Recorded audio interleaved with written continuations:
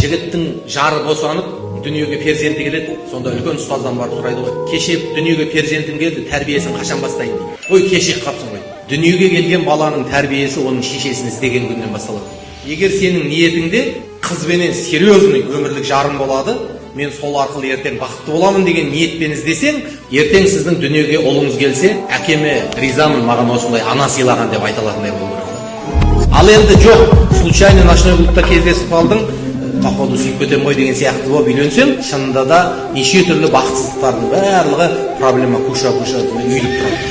Еркегі үйден шығып баратқан кезде оның арқасынан тіреп, ал жаным жолың болсын, жұмысың сәтті болсын, біз сенің тілеуіңді тілеп отырамыз деп шығарып салатын болса, келген кезде алдынан күліп қарсы алып отыратын болса, простой жігіттің өзі тауға барып жүреді. Ал енді сен кетіп баратқан кезде теріс қарап отырсаң, келген кезде былай қарап отырсаң, онда мен мықтымын деген жігіттің өзінің басы есіктің аузында қалып кетеді.